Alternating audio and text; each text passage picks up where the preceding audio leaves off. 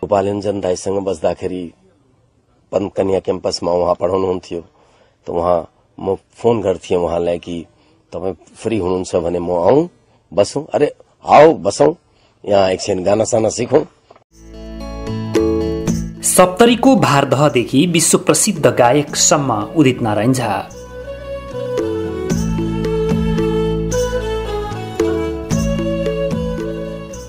हामीले साह्रै धेरै पटक सुन्ने शब्द हो जादु। कहिलेकाहीँ हामी सडकतिर पनि जादु देख्छौं। के खासमा सडकमा कसैले जादु भनेर देखाएको खेल नै जादु हो त? हामीले यो पाटोबाट भने कहिल्यै पनि सोचेका छैनौं। अनि हाम्रो मस्तिष्कमा जादुको अर्थ के बस्यो भने कसैले आँखा छल्नु र उल्लु बनाउन सक्नु नै जादु हो।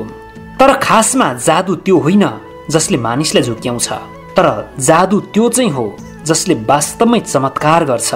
हामी कहिलेकाहीँ अनायासै भन्ने गर्छौं कि फलानाको आँखामा जादु छ। हो, यहाँ चाहिँ बरु साँच्चै जादु हुन सक्छ, किनकि हामी कसैको आँखाको सुन्दरताले मक्ख पर्न सक्छौं। त्यो मक्ख पार्न सक्ने शक्ति नै त्यो आँखाको जादु हो। कसै कसैको बोली यति मिठो हुन्छ कि जसले हामीलाई मोहित पार्न सक्छ। त्यो मोहित बनाउन सक्ने बोलीको शक्ति नै असलमा जादु हो। हामीले यो जादुको बारेमा किन यति धेरै चर्चा गरिरहेका छौं भने यस सामग्रीमा हामी आफ्नो स्वरको जादुले संसारलाई लट्ठ बनाउन सक्ने गायक उदित नारायण झाको बारेमा सविस्तार वर्णन गर्दैछौं। हामीलाई हाम्रा धेरै दर्शकहरूको आग्रह छ कि हामीले उदित नारायण झाको बारेमा सामग्री तयार पारेर प्रस्तुत गरौं। हामीले उदित नारायण झाको बारेमा सामग्री बनाउन ढिलो गरेकोमा केही दर्शकले गुनासो पनि गर्नुभएको छ। त्यसका लागि हामी क्षमा प्रार्थी पनि छौं र आशा छ तपाईहरूले यो भिडियो हेरेर उदित नारायण झालाई नजिकबाट बुझ्नुहुनेछ।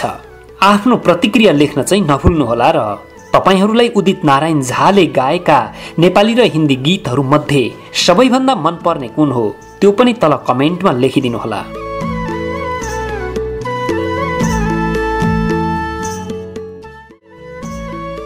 आजको दिनमा उदित नारायण झाको नाम नसुन्ने नेपाली र भारतीयहरू सायदै होलान्। संसारका धेरै मानिसले उनलाई राम्ररी चिन्छन्।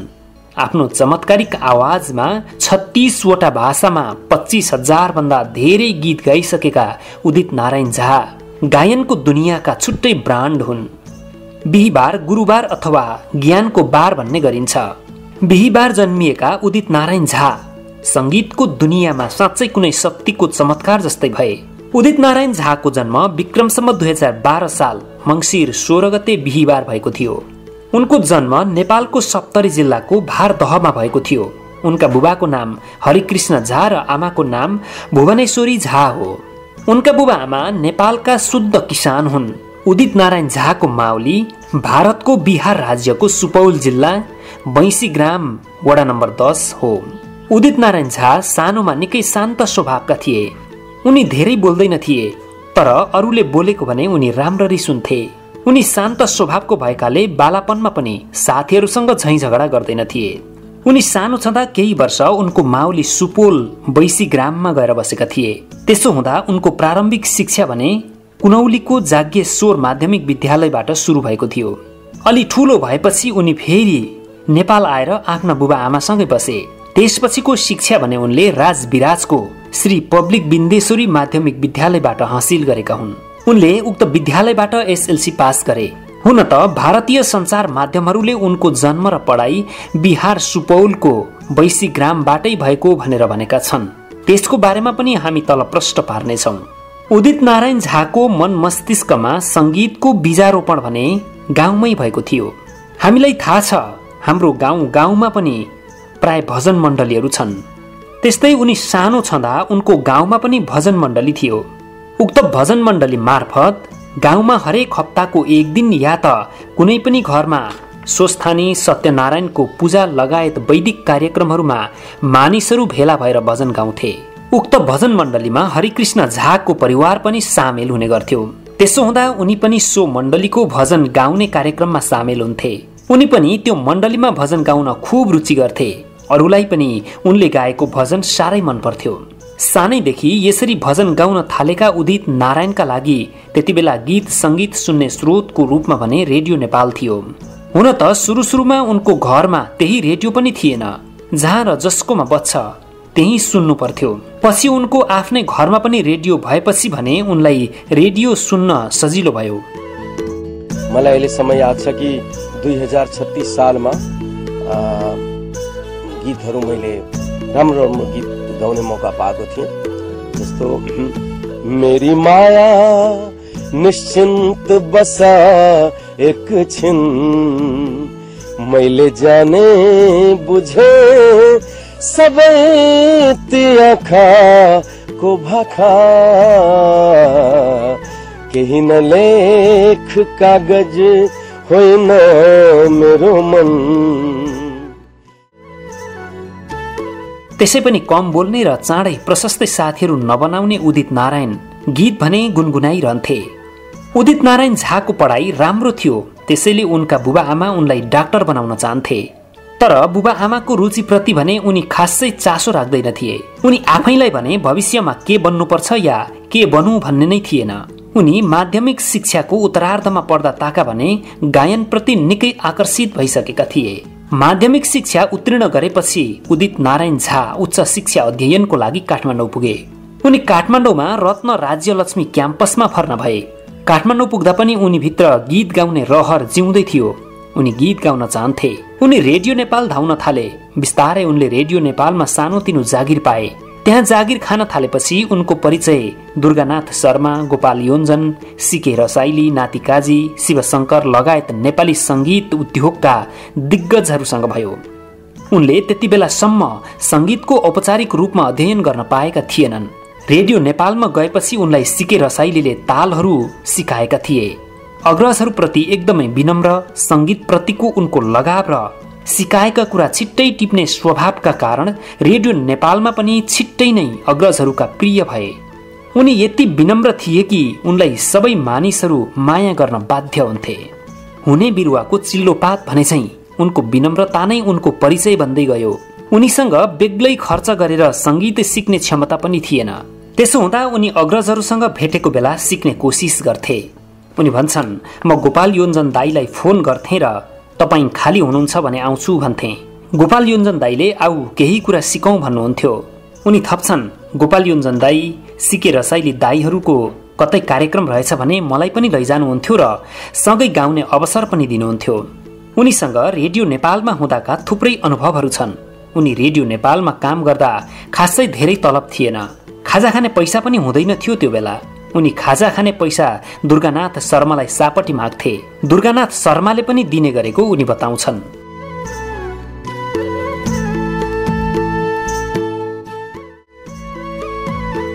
उनको प्रतिभालाई देखेर उनलाई अलि धेरै संगीतको अध्ययन गर्न अग्रजहरूले सल्लाह दिए। सल्लाह मात्रै दिएनन्, विभिन्न सहयोग र सिफारिसहरू पनि गरे। विक्रमसम्म 2034-35 सालको कुरा हो। उनी रेडियो नेपालमा काम गर्दै पढ्दै पनि थिए। विभिन्न अग्रजहरूको सरसहयोग र उनको बेजोड प्रतिभाका कारण भारतीय दूतावासले उनलाई संगीतको अध्ययनको लागि छात्रवृत्ति दियो। उदित नारायण झा संगीतको अध्ययन गर्नका लागि मुम्बईमा रहेको भारतीय विद्या भवनमा पुगे। त्यहाँ पुगेपछि सुरु भयो उदित नारायण झाको वास्तविक संघर्षको कथा। त्यहाँ उनले भोक, तिर्खा र अभावको सामना यसरी गर्नु पर्यो कि त्यो सहन निकै कठिन थियो। उनलाई त्यो अभाव र संघर्षसँग जुधेर पार लगाउन सक्छु जस्तो लागेन। उनी केही समयमा नै थाकिसकेका थिए, गलिसकेका थिए। उनले त्यो संगीतको पूरापूर अध्ययन गर्न हार मानिसकेका थिए। यसरी अध्ययन गरेर आफूले जीवनमा कुनै पनि प्रगति गर्न सक्छु जस्तो पनि लागेको थिएन। उनले रेडियो नेपालमा रहेका आफ्ना साथीहरू र अग्रजहरूलाई सम्बोधन गरेर पत्र लेखे। पत्रमा मुम्बईमा अभाव र संघर्षमा आफू टिक्न नसकेको र आफू नेपाल फर्किन चाहेको कुरा उल्लेख गरेका थिए। उदित नारायण झाको पत्र पाएपछि नेपालमा रहेका अग्रज कलाकारहरूले उनलाई सम्झाएर फेरि नेपालबाट पत्र पठाए। पत्रमा बल्ल बल्ल पाएको त्यो अवसरलाई जस्तो सुकै दुःख भए पनि सामना गरेर अध्ययन समापन गरेर मात्रै नेपाल आउन भनेर लेखेका थिए। अग्रजहरूको आग्रहलाई टार्न नसक्ने उनी मुम्बईको अभावको भुङ्रोमा खारिन थाले। बाँच्नका लागि केही न केही गर्नै पर्ने थियो। दूतावासको छात्रवृत्ति अध्ययनका लागि थियो, सबै थोकका लागि थिएन। मुम्बईमा उनको परिचय गायक मुरलीधरसँग भएको थियो। मुम्बईमा टिक्नै नसकिरहेको बेला उदित नारायण झाको अभिभावक बने मुरलीधर। उनले उदितलाई मुम्बईमा टिक्न सहयोग गरे। उदित नारायण झा मुम्बईमा गीत गाउन पाइन्छ कि भनेर स्टुडियोहरू चार्थे। संगीतकार तथा उत्पादकलाई प्रस्ताव राख्थे। उनको दैनिकी यसरी नै बित्न थालेको थियो। यसरी स्टुडियो चार्नु र संगीतकारहरूको पछि लाग्नु उनको दैनिकी नै बनेको थियो। दिनभरि स्टुडियो बाहिर बस्थे। बाहिरबाटै अरूले गीत रेकर्ड गराएको सुन्थे। उनी सोच्थे, यदि म भएको भए त्यो स्टुडियोमा, उनलाई मुम्बईमा कसैले मौका दिन्छ र गीत गाउन पाउँछु भन्ने लाग्न छोडेको थियो। उनी हैरान र थकित थिए। एकदमै दुब्ला पनि भएका थिए।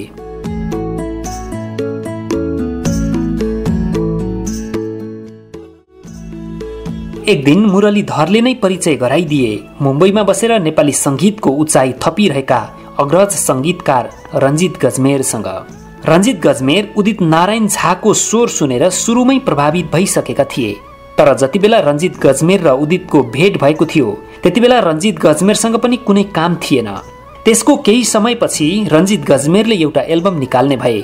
एल्बमको नाम थियो हाम्रो गीत। रञ्जित गजमेरले उक्त एल्बममा गीत गाउनको लागि उदित नारायण झालाई बोलाए। त्यति बेलासम्ममा उदित नारायण झा गायनमा यति परिपक्व भइसकेका थिए कि उनी जस्ता सुकै गीतहरू पनि सजिलै गाउन सक्थे। हाम्रो गीत एल्बमका लागि उनले गाएको पहिलो गीत हो भुली गए सम्झनालाई कुसुमे रुमाल, र दोस्रो गीत थियो गहिरो गहिरो सागर जस्तै। कुसुमे रुमाल गीतको शब्द र संगीत दुवै रञ्जित गजमेरको थियो भने गहिरो गहिरो बोलको गीतको शब्द कुसुम गजमेरको र संगीत रञ्जित गजमेरको थियो।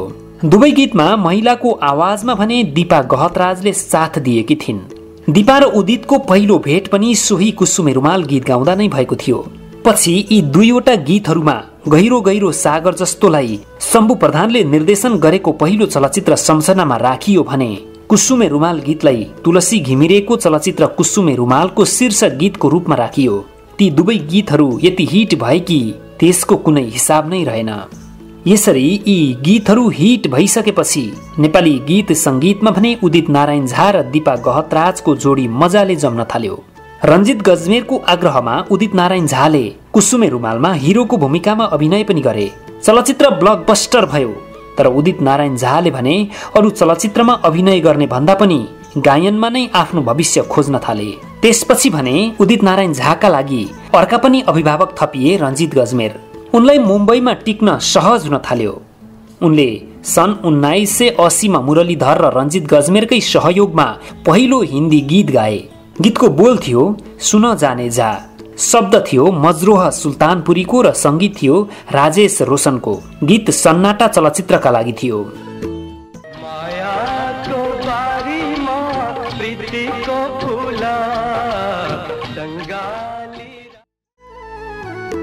उदित नारायण झा नेपाली संगीतका लागि भने परिचित नाम बनिसकेका थिए। तर भारतीय संगीत उद्योगमा भने अझै परिचय स्थापित हुन सकेको थिएन। त्यहाँ एउटा के समस्या थियो भने ठूलो बजेटका चलचित्रका गीतहरू अरूलाई नै दिइन्थ्यो। सानो बजेटका चलचित्रका गीतहरू जसमा गायकलाई सकेसम्म थोरै पैसा तिर्न पाए हुन्थ्यो भन्ने हुन्छ, त्यस्ता गीतहरू मात्रै उनीसम्म आइपुग्थे। त्यो उनलाई राम्रोसँग थाहा थियो। तर पनि उनी खुसी साथ त्यस्ता गीतहरू पनि गाउँथे। त्यस्तै क्रम चलिरहेको थियो। सोही क्रममा त्यस्तै सानो बजेटको चलचित्र बन्ने भयो कयामत से कयामत तक। उक्त चलचित्रको गीत उनले गाउने अवसर पाए। उक्त चलचित्र आमिर खानको पहिलो चलचित्र पनि हो।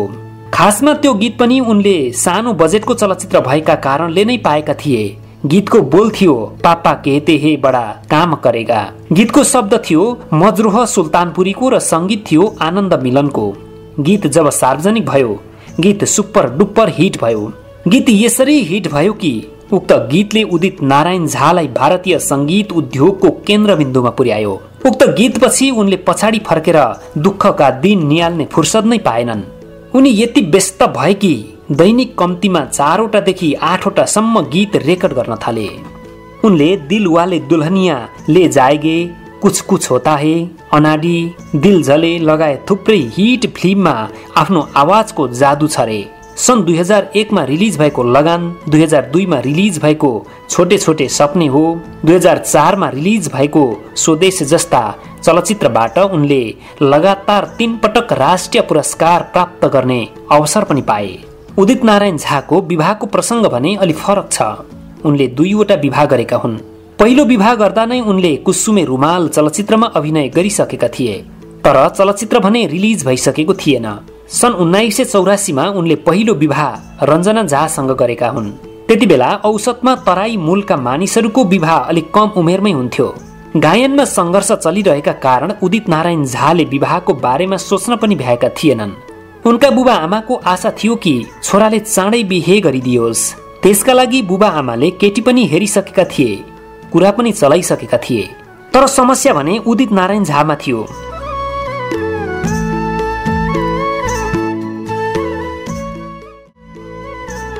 गायनको सिलसिलामा पहिलोपल्ट रञ्जित गजमेरकोमा भेटिएकी दार्जिलिङकी दीपा गहतराजसँग उदित सुरुदेखि नै आकर्षित थिए। उदितलाई पहिलोपल्ट देख्दा दुब्लो कालो नराम्रो देखेकी दीपाले पनि जब उदितको गायन सुनिन्, स्वर सुनिन्, उदित प्रति अत्यन्तै आकर्षित भइन्। गायनको सिलसिलामा जोडिएको उनीहरूको सम्बन्ध प्रगाढ मित्रता कायम हुँदै प्रेममा रूपान्तरण भइसकेको थियो। घरमा विवाहको कुरा चलिसकेपछि बुबा आमालाई आफ्नो प्रेमको बारेमा भनेर दीपासँग बिहे गर्न चाहन्थे उदित। तर जब घरमा पुगे कुरा अर्कै भयो। बुबा आमाको इज्जतको कुरा आयो। घरमा दीपालाई सामुदायिक कारणले पनि उनका बुबा आमाले सहज स्वीकार्ने कुरा थिएन। त्यो बेला उनले बुबा आमाको मान राख्नका लागि रञ्जनासँग विवाह गरे। तर रञ्जनासँग विवाह गरेर सँगै बस्दा पनि नबसी उनी मुम्बई हानिए। उनले कति गर्दा पनि आफ्नो प्रेमलाई दबाउन सकेनन् र सन् 1985 मा दीपा गहतराजसँग विवाह गरे। त्यतिबेला सूचनाको आदान प्रदान अहिले जस्तो नभएकाले उदित र दीपाले विवाह गरेको कुरा रञ्जनाले लामो समयसम्म सुनिनन्। केही वर्षपछि थाहा पाइन्, तर त्यो बेला उनले गरेको गुनासो खासै कसैले सुनेनन् पनि। उदितले पनि रञ्जनालाई आफ्नो करियरको कारण सार्वजनिक गरेनन्। त्यो क्रम सन् 2006 सम्म रह्यो। त्यसपछि भने रञ्जनाले मिडियामा आफ्नो कुरा राखिन्। सुरुमा उदित नारायण झाले रञ्जनाको कुरा झुटो हो भन्दै अस्वीकार गरे। पछि रञ्जनाले विवाहका फोटाहरू लिएर अदालत गएपछि भने स्वीकार गरे। तर रञ्जनाले उदितसँग सम्बन्ध विच्छेद गर्न चाहिनन्। उनले दीपा र उदितलाई पनि अलग गर्न चाहिनन्। रञ्जनाले उनीहरूको खुसी नै आफ्नो खुसी हो, आफ्ना लागि खाने बस्ने र सामाजिक हैसियत दिए पुग्ने बताएपछि उदितले भारदहमा जेठी श्रीमती रञ्जनाको लागि भव्य घर बनाइदिए। उदित र दीपाका एक छोरा छन् आदित्य नारायण झा। उनी पनि भारतमा रियालिटी शोका उद्घोषक र विभिन्न गीतहरू गाएर चर्चित छन्। आदित्यले पनि सानैमा नेपाली गीत गाएका थिए। चलचित्र आशीर्वादका लागि पानी घट्टा घुमे झैं फनन फनन घुम्दो रहेछ मान्छेको जीवन। कि आज जहां मैं पैदा हुआ हूं 22 ग्राम ward number 10 Supaul district. Udit Narayan झाको नागरिकताको बारेमा पनि विवाद हुने गरेको छ। त्यो विवाद पहिला त थिएन, तर जब उनले सन् 2009 मा भारतकै चौथो सबैभन्दा सम्मानित पुरस्कार पद्मश्री पुरस्कार पाए तब यो विवाद अगाडि आयो।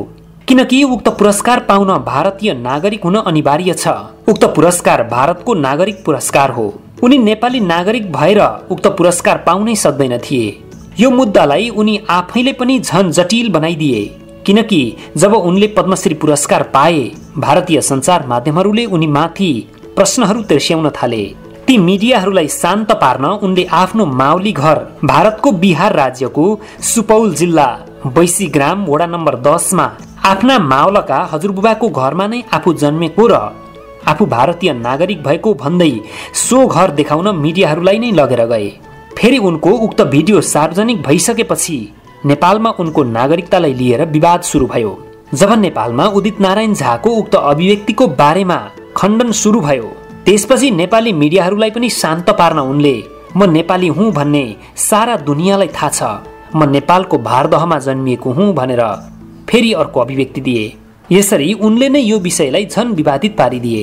तर हामीले यो विवादलाई लम्ब्याउन पनि आवश्यक छैन। कुन देशको नागरिक हुने भन्ने अधिकार व्यक्ति स्वयंको हो। त्यसमा पनि उनी सर्जक हुन्। कला, साहित्य र सिर्जनाको सिमाना हुँदैन। उनले आफ्नो स्वरको जादुले संसारभरका मानिसहरूलाई आफ्नो बनाएका छन्। सकेसम्म संसारका मानिसहरू उनलाई आफ्नो बनाउन चाहन्छन्, आफ्नै सोच्ने गर्छन्। हामी पनि उनलाई आफ्नै सोचौं। उनले नेपालबाट गएर भारतको जस्तो विशाल संगीत उद्योगमा आफ्नो यति दर्बिलो छाप छोडेका छन्। यो हाम्रो लागि पनि गौरवको कुरा हो। उदित नारायण झा गायक, कलाकार तथा कुशल निर्णायक पनि हुन्। उनले इन्डियन आइडल, सारेगमप आदि सोहरूमा निर्णायकको भूमिका निर्वाह गरिसकेका छन्। तर उनले यो सब उचाइ त्यसै हासिल गरेका छैनन्। यो कुरा भने हामीले माथिदेखि अहिलेसम्म उल्लेख गरिरहेका छौं। जब उनको सफलताको ग्राफ उकालो लाग्यो, उनलाई दैनिक जसो मार्ने धम्की आउन थाल्यो। उनलाई कमजोर बनाएर आफूहरू हिट हुन धेरैले चाहे। तिनीहरूले नै उनको पछाडि त्यस्ता मानिसहरू लगाएर मानसिक तनाव दिइरहे। उनले भनेका छन्, मैले 22 वर्ष लगातार धम्की सहेर बाँचे, जसको कारण मानसिक समस्या सिर्जना भएर आत्महत्या गर्ने समेत सोच्न पुगेको थिएँ।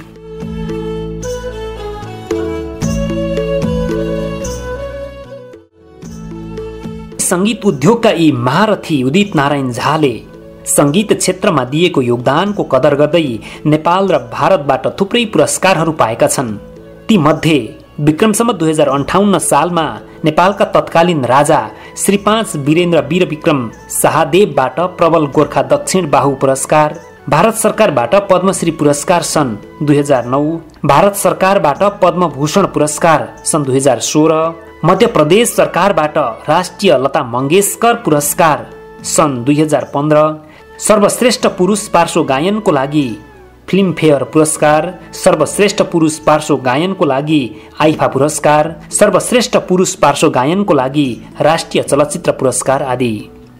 आफ्नो सुमधुर स्वरको जादुले संसारलाई मन्त्रमुग्ध बनाउने रोमान्टिक गीत गायनका बादशाह उदित नारायण झालाई दीर्घायु र सुखद जीवनको हार्दिक शुभकामना।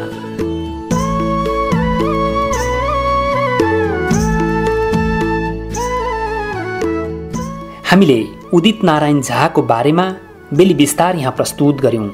उदित नारायण झालाई हरेक नेपालीले चिन्छन्, हरेक भारतीयले चिन्छन्। त्यति मात्रै होइन, उनको गायनको क्षमताले उनलाई संसारले चिन्छ, संसारका मानिसहरूले चिन्छन्। हामीले उदित नारायण झाको जन्मदेखि हालसम्मको इतिवृत्तान्त यहाँ प्रस्तुत गर्यौं। हामी आशावादी छौं कि उदित नारायण झाको बारेमा तपाईहरूले प्रशस्तै कुरा जानकारी लिनुभयो। यो भिडियो हेरिसकेपछि तपाईहरूलाई कस्तो लाग्यो आफ्नो स्वतन्त्र प्रतिक्रिया राखिदिनु हुनका लागि विनम्र अनुरोध गर्दछौं। तपाईहरूलाई उदित नारायण झाले गाएका हिन्दी र नेपाली गीतहरूमा सबैभन्दा मनपर्ने गीत कुन हो तल कमेन्ट बक्समा लेखिदिनु हुन विनम्र अनुरोध गर्दछौं। तपाईहरूलाई हामी अर्को पनि अनुरोध गर्छौं कि हाम्रो अर्को पनि युट्युब च्यानल छ, फलैजा इन्फोटेनमेन्ट। त्यसमा हामीले विभिन्न मनोरञ्जनात्मक सामग्रीहरू राखेका छौं। उक्त च्यानलको लिंक हामीले तल डिस्क्रिप्सन बक्समा राखेका छौं। तपाईहरूले उक्त च्यानलमा गएर ती भिडियोहरू हेर्न सक्नुहुनेछ। यो भिडियोलाई अन्तिमसम्म हेरिदिनु भएकोमा तपाईहरूलाई धेरै धेरै धन्यवाद। हवस् त, नमस्कार।